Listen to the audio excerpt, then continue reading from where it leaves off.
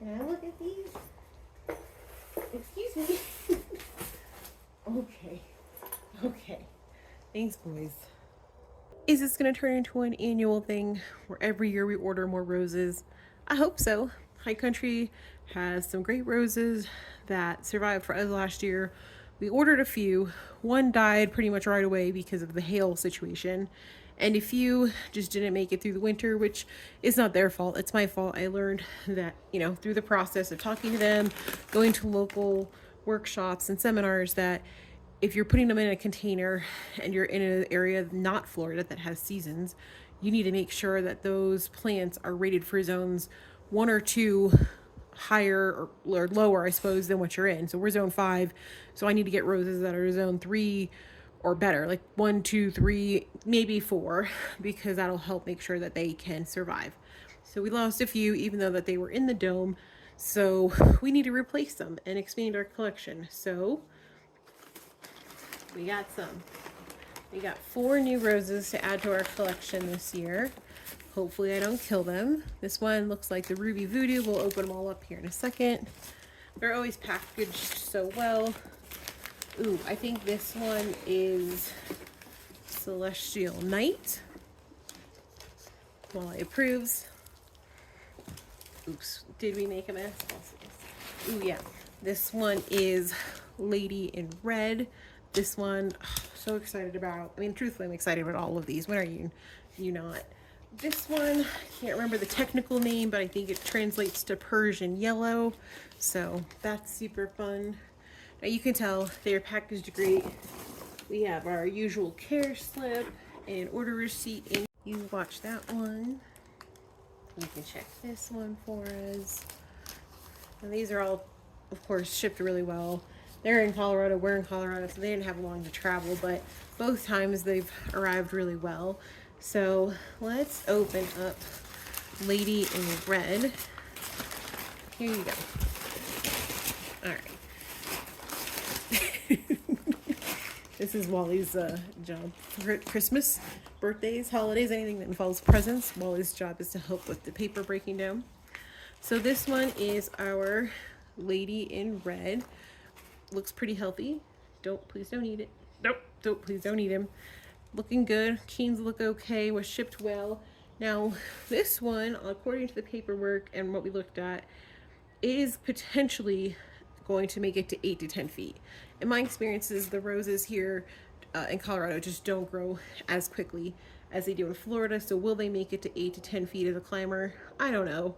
But it's supposed to be a medium red, repeat blooming, fragrancy rose. So we'll see. I only have a little bit of experience with the climbing roses. I had a Joseph's coat back in Florida and it did okay, but it didn't, I wouldn't say we're quite at the climbing point. Yes, okay. Now this is Ruby Voodoo, and you'll notice there's no foliage on here. They did let me know ahead of time that this was going to be shipped without foliage.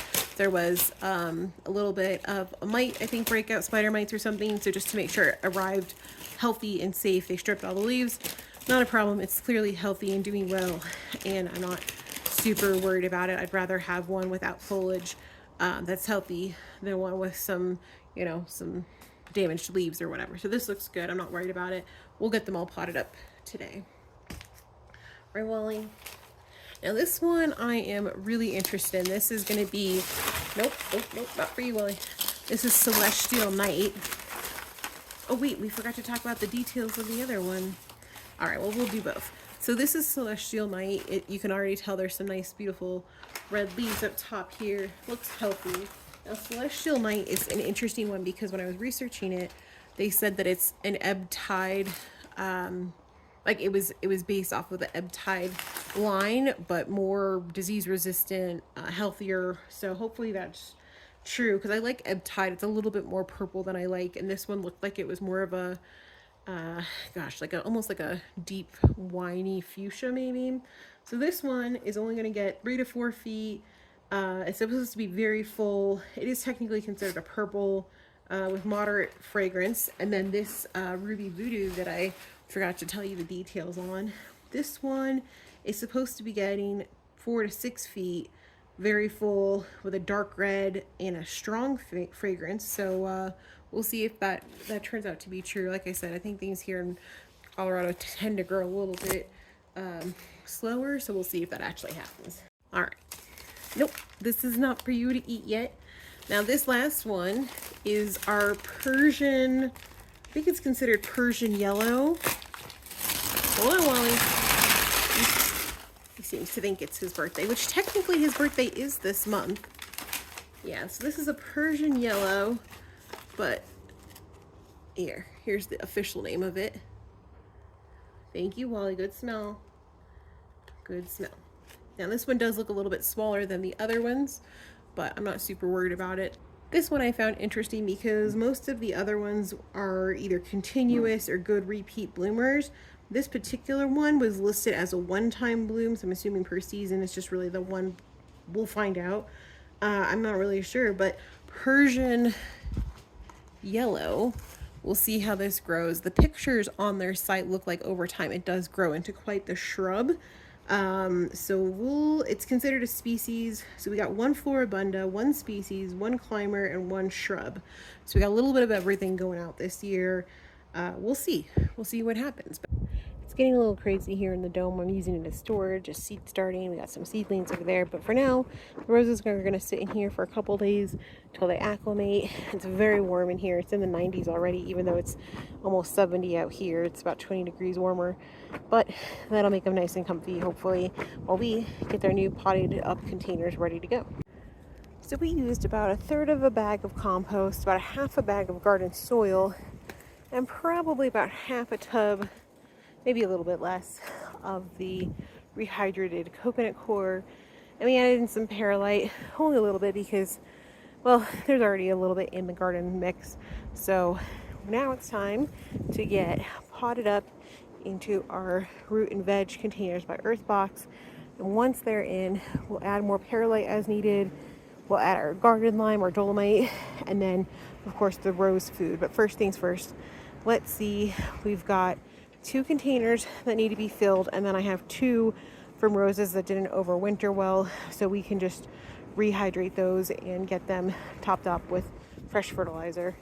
A little over a week since the roses got delivered, and because the weather here in Colorado was just so crazy and kind of still a little scared of what happened last year, I decided to wait.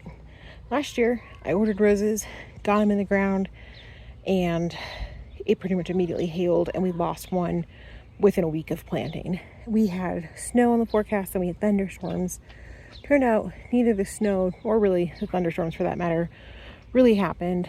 There's some thunderstorms on the forecast, but you know what? These guys are in the ground or in their containers, and more importantly, they're under our new hail protection method.